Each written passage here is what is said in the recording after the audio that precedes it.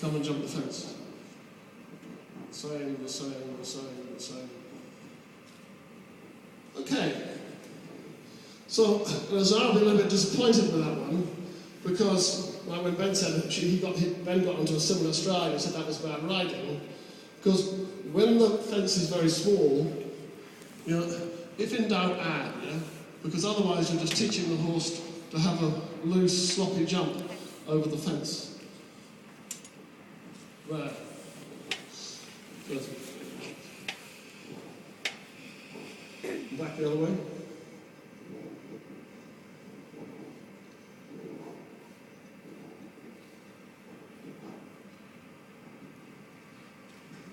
Okay.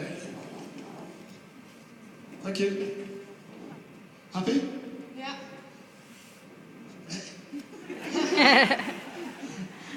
So, let us... I don't know whether I'm going to be very good at talking and riding without coughing, and you won't understand anything. Luckily I'm not hearing that. So I'll just come and just jump backwards and forwards over the oxen.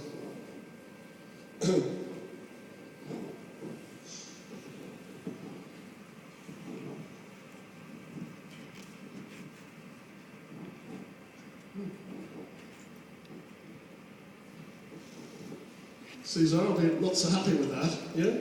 Because she got a little backwards in front, yeah? Just come back to that in a second.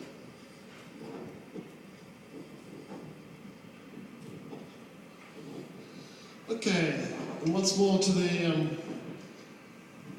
left. Forward. Oh dear. Oh dear, we're going to do that again off the left. Yep. Because in jumping, it's really important that you, off the left way, that you wait for the second distance, yeah? That was a classic example of Zara taking the first distance she saw and going on a loose, huntery stride down to the fence instead of waiting for the second distance.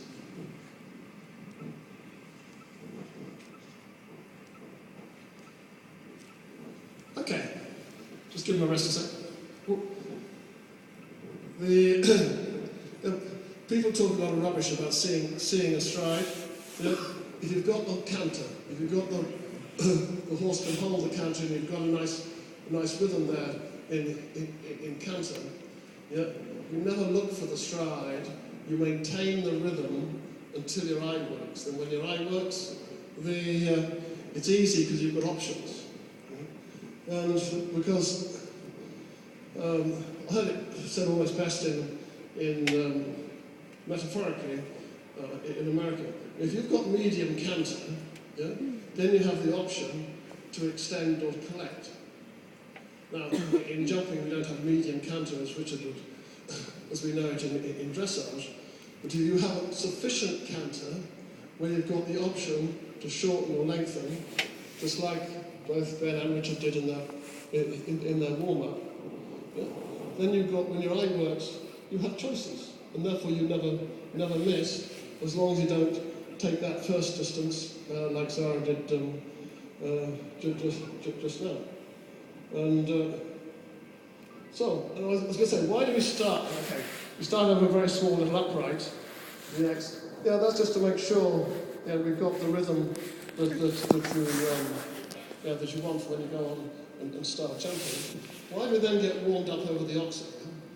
Because it's very difficult to create a good technique of jump over the single upright fence. The back rail of the oxen, yeah, if this had a back rail on the front, makes the horse do this more with its foreleg, and therefore improves the technique of the horse over the top of the fence. So in the warm-up, you get the technique of the horse, or you get the jump that you want over the oxen, and then go back to the upright at the end, just to make sure the horse is, has the same technique over the upright and is careful over the upright. But you won't develop the same jump over the upright. Okay, I'll just make that a bit bigger. For me, while he's doing that, it's very important, you know, when you are warming up over the smaller fences, that's for you and him to get your eye in and to get your canter and make sure that you warm yourself up over the smaller ones, so you get those dodgy distances out of your system, because it's only, if it goes well at this level, it's only going to be nicer when it gets bigger. I think if it starts off not very good at the smaller fences, it's only going to get worse when it gets bigger. So the better warmed up and that both of your eyes are in over the smaller fences makes it much easier when they get bigger. Now, so we've just started a couple of steps here. The oxen suddenly got quite a bit bigger.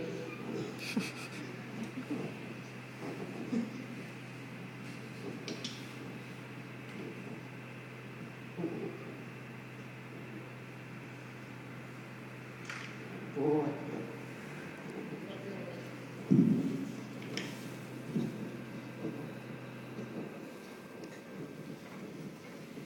You see what Zara did, like what Ben, forward through the turn, and then have him wait. Go back the other way, on the right way. Because the most difficult thing you can do is lengthen the horse to the oxen. Just jump on top of it. Because it's all about rhythm and balance, and it's difficult to lengthen the stride and keep the balance. To keep it the same or to add is much easier. Okay.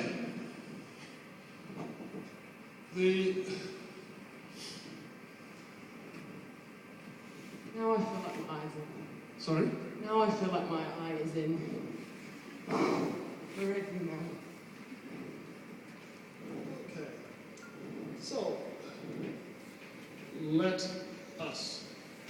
I thought it'd be a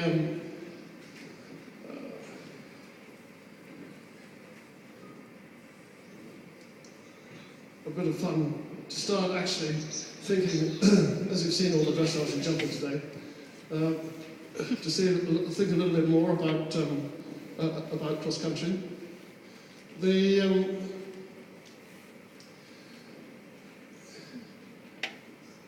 Because people sometimes say to me, well, how often did you ever go cross country schooling? And I went, never.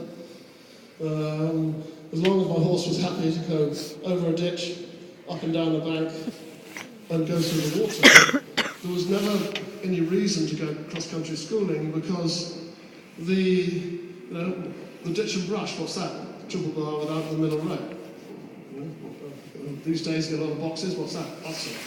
You get a hedge, what's that? It's an upright. So the shape of the fence, you don't get any shapes of fence on the cross country that you don't get show jump.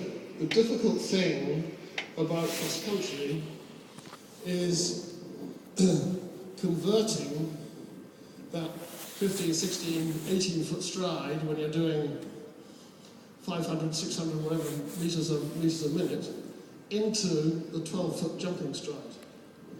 And the first part about that, which we absolutely as a sport don't pay enough attention to, is our position when we're galloping. So sorry, if you could just go in this sort of galloping position around the arena. So we just have a look at this at a minute. So the first thing, look where our hands are. And secondly, she could even get her hips a little bit more up over her knee. So there's absolutely no question here of her doing the rising gallop. Thank you. And stop.